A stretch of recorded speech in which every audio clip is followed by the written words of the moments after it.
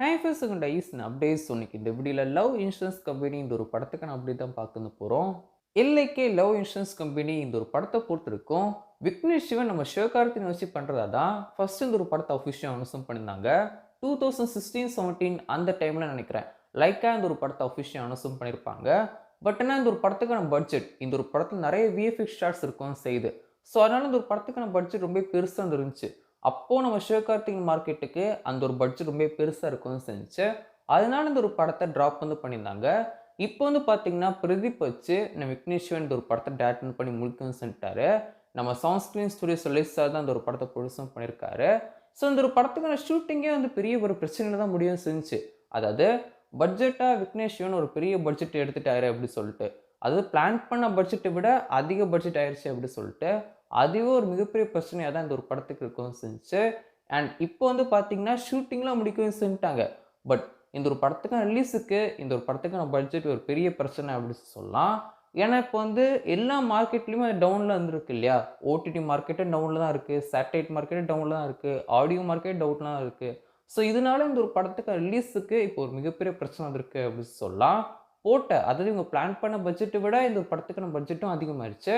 இந்த ஒரு படத்தை வாங்குறதுக்கும் யாரும் பெருசாக ரெடியாக இல்லை. ஓடிடி அப்படி நிறைய பிரச்சனைகள் இருக்கும் செய்து இந்த ஒரு படத்துக்கு. இந்த ஒரு படம் செப்டம்பர் 18ஆம் தேதி ரிலீஸ் பண்ண போகிறோம் அப்படின்னு சொல்லிட்டு அஃபிஷியல் அனௌன்ஸ் பண்ணியிருந்தாங்க. பட் இப்போ பார்த்தீங்கன்னா நேற்றுக்கு நம்ம எஸ்ஏ சூர்யாவுக்கு பர்த்டே. ஸோ அவரோட பர்த்டேஷா இந்த ஒரு படத்துக்கு ஒரு புது போஸ்டர் டீம் ரிலீஸும் பண்ணியிருப்பாங்க.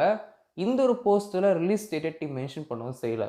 ஸோ 100% கன்ஃபார்ம் தான் இந்த ஒரு படம் போஸ்ட் பண்ணது ஆகுறது. இன்னொரு முக்கியமான பிரச்சனை என்ன அப்படின்னு சொல்லி பார்த்தீங்கன்னா இந்த ஒரு படம் செப்டம்பர் 18ஆம் தேதி டீம் ரிலீஸ் பண்ண பிளான் பண்ணிச்சுனாங்க.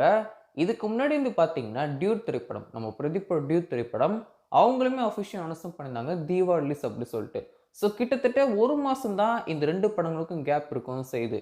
மேபி எல்லைக்கு படம் ஒரு மிகப்பெரிய பெருசாக ரன் ஆகலன்னு வைங்களேன்.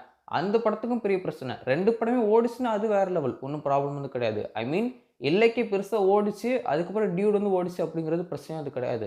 பட் எல்லைக்கு மேபி நல்லா ஓடலைன்னா டியூடுக்கு ஒரு மிகப்பெரிய பிரச்சனை தான், பிஸ்னஸ் லெவலில் ஒரு மிகப்பெரிய பிரச்சனை தான். அண்ட் அது மட்டும் இல்லாமல் ஒரே ஹீரோட படம் ஒரு மாதம் கேப்பில் வர்றது அதுவுமே பெருசாக பிஸ்னஸில் பாதிக்கிற விஷயமா இருக்கும் செய்யலாம். ஸோ இதனால இப்போ பார்த்தீங்கன்னா எல்லைக்கு திரைப்படத்தை போஸ்ட்போன் பண்ண வச்சுருக்காங்க. இப்போ வரைக்கும் நியூஸ் எல்லாம் என்ன அப்படின்னு சொல்லி பார்த்தீங்கன்னா அடுத்த வருஷம் வேலண்டைன்ஸ் டே ஸ்பெஷலாக இந்த ஒரு படம் ரிலீஸ் ஆகும் அப்படின்னு சொல்லிட்டு அப்டேட் கிடைக்கும் இருக்கு. ஸோ வேலண்டைன்ஸ் டே வீக்குக்கு இந்த ஒரு படம் ரிலீஸ் ஆகும் போகுது.